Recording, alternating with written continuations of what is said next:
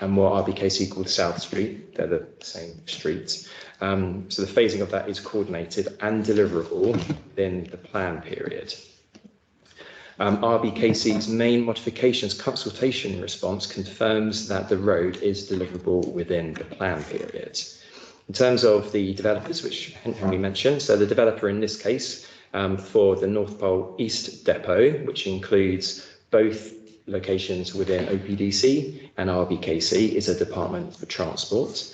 Within the DFT's main modifications consultation, it refers to DFT's intention to bring forward the North Pole East Depot site for development in a holistic and coordinated approach. DFT have also signed a statement of common ground with OPDC, confirming their support for the allocation of the North Pole East Depot site as well.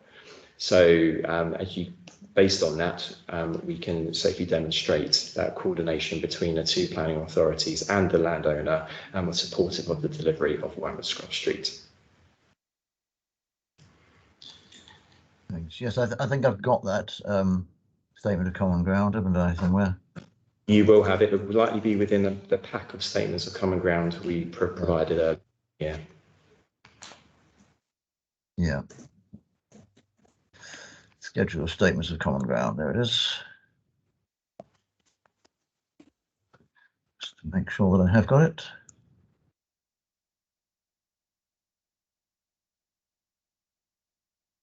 Yeah, I have got that. Thank you. Right. Okay. So I think I've now covered.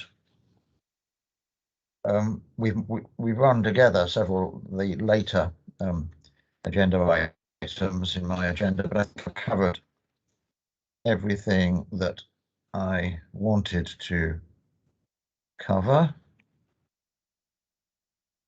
Is there anything that anybody else thinks has been missed from this session? If you think there's anything that we haven't covered, put your hand up. Mr. Peterson. Sorry, just a very quick point.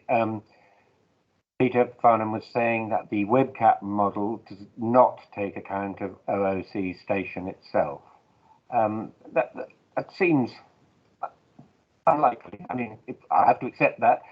The notes to that WebCat model says it does not assume Crossrail 2 will happen because that is unfunded, and Crossrail 2 is now very unlikely to happen, but I would have assumed it would include Crossrail 1 stations, including the one at Old Oak Common.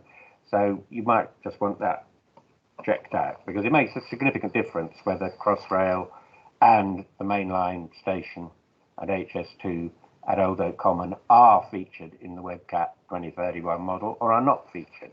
I can't see why they should not be featured. They've been around for a good long time as projects. Okay, well, that should be fairly easy to bottom that out. So, Peter, if I can ask you to do that and send me a note, that would be helpful. There are, I mean, it's true that there are always sort of unexplained oddities about the operation of PTALs. For example, if I share with you the one for the OPDC has sent me for 2038, I'll enlarge that so that everybody can see it. If one looks at the area,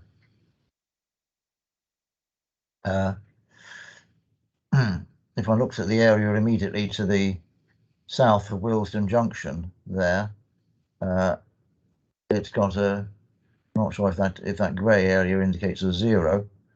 It's certainly a very low PTAL number, but that takes apparently no account of the improved footbridge across the railway lines at that point, which is an oddity. So I mean, there are oddities about these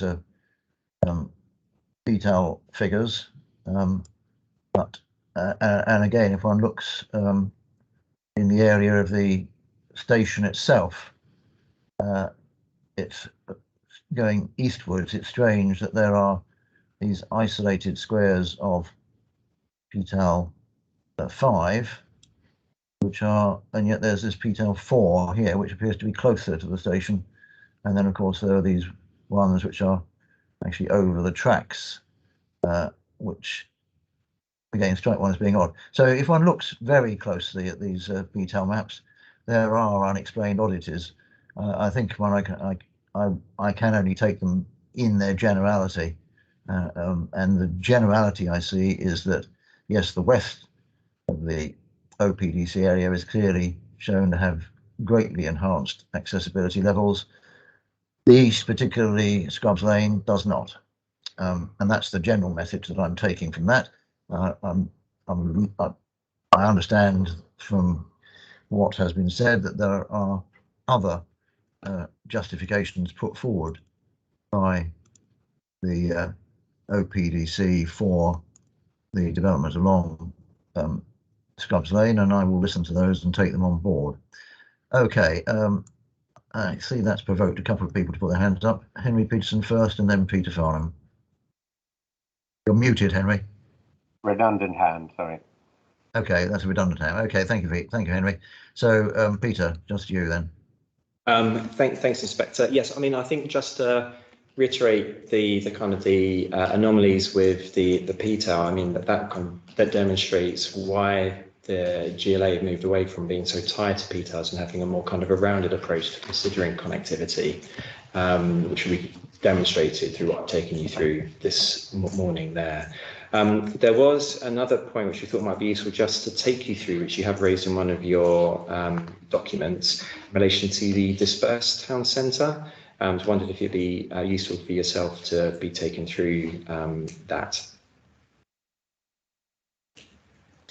Yes. Yes, because I haven't really covered it in any other hearing session, have I? Correct. Do you want to do it now or leave it for this afternoon's one? Which would be better for you? We've got about 20 minutes left this morning. I'm happy to do it now. It's not going to take that long, Inspector. And as always, we're happy to provide it in a note to you after as well. Yeah, it depends how much discussion it generates.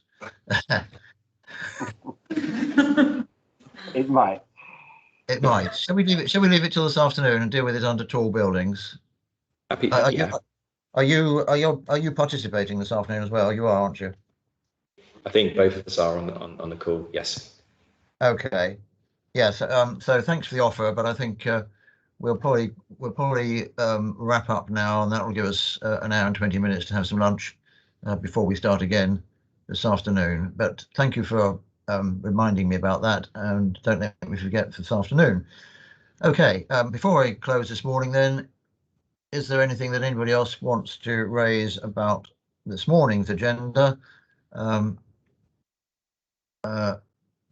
Well, very briefly, when the introductions happened, I don't think we were introduced to Richard Moores. Sorry, he introduced himself when he first spoke, and I didn't, in fact, introduce anybody at the time, but he introduced himself as the coordinator of the OPDC team. But yes, Mr. Moores, do you want to, for Henry Peterson's benefit, do you want to introduce yourself again? Yes, I'm Richard Moores of Council representing OPDC. So I think we may have met Mr. Peterson at one of the SEA hearings previously, where I was representing OPDC. But right, no, that figures. So you are council engaged by OPDC rather than an OPDC officer. Exactly, I'm independent counsel at Landmark Chambers. Indeed, right. Thank you. Okay. Yes. Henry, was there anyone else who?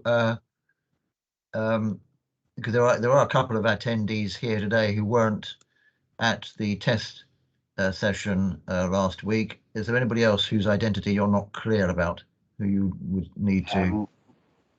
I don't think so. No, other OPDC officers, Stephen Garner, I'm familiar with. Yeah, thank you. Okay. Okay then. Fine.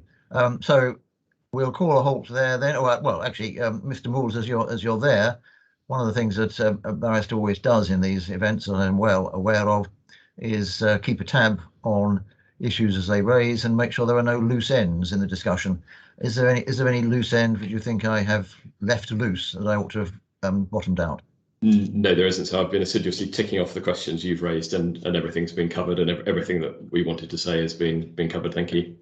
Okay, good. Thank you very much for that. So we'll close now at 12:43, and Charlotte is going to tell me to make sure that you all leave this session because it's a separate session for this afternoon, which you all have to log into. So I'm going to say goodbye now. Have a good lunch, and I'll see some of you again at 2 o'clock. Bye.